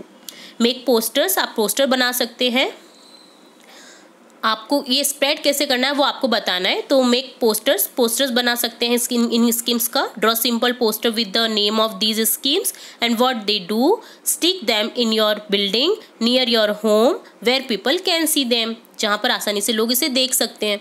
Talk to your teacher से बात करें, ask your teacher to tell the class about these schemes so everyone knows. Maybe your school can have a small event to talk about girls education के बारे में एक small event भी रख दे, क्या पता school. Visit an anganwadi centre, go with your parents to a nearby anganwadi centre, अपने पेरेंट्स के साथ में आंगनवाड़ी सेंटर जाएं and ask them about these scheme, इन स्कीम्स के बारे में उनसे पूछें। They can help tell more families in your area, वो और भी फैमिलीज की हेल्प कर सकते हैं आपके एरिया में। When girls study and are happy, they can do great things for their family and the countries. Tell everyone about these schemes so more girls can go to school and shine. ये schemes के बारे में आप अपने आसपास में बताएं, आपके फ्रेंड्स फैमिलीज़ में बताएं, ताकि और गर्ल्स पढ़ें इसी तरह से और आगे बढ़ें और शाइन करें। तो इस तरह से ये चैप्टर होता है डन, और ये क्वेश्चन बहुत इंपॉर्टेंट था। मुझे काफ़ी मज़ा आया इस बारे में आपको शेयर करने के लिए, क्योंकि मैं इन चीज़ों में काफ़ी बिलीव करती हूँ। एक लड़की के एजुकेशन में ये काफ़ी चीज़ें मैटर करती हैं, अगर उसको पढ़ाई में सहयोग मिल जाए किसी भी तरह से। तो ये सभी चीज़ें हमने देख ली हैं यहाँ पर। ये आपको वैसे करने का था, बट मैंने सोचा कि मैं आपको इसका पूरा आंसर बता देती हूँ उस क्वेश्चन का। तो डन होता है आपका ये कंप्लीट चैप्टर, जिसमें टोटल 88 पेज थे। काफ़ी लेंदी हो गया है वीडियो, क्योंकि हमने काफ़ी सारे क्वेश्चन देखे हैं और विद एक्सप्लेनेशन देखा है, तो टाइम भी लगता है। अलग अलग पार्ट्स में आपको डिवाइड नहीं किया है मैंने इस पूरे चैप्टर को, मैंने एक ही पार्ट में बताने की कोशिश की है आपके सभी क्वेश्चन आंसर्स को, ताकि आपको कहीं भी इधर उधर जाना ना पड़े। इसके अलावा आपको एक ही वीडियो में सभी क्वेश्चन आंसर्स मिल जाए फर्स्ट टू एंड तक। तो कैसा लगा आपको वीडियो ज़रूर से बताइएगा कमेंट बॉक्स में, और नेक्स्ट वीडियो में देखने के लिए आपको चैनल को फटाफट से सब्सक्राइब कर लेना है। और फिर मिलेंगे हम नेक्स्ट वीडियो के साथ, तब तक के लिए धन्यवाद।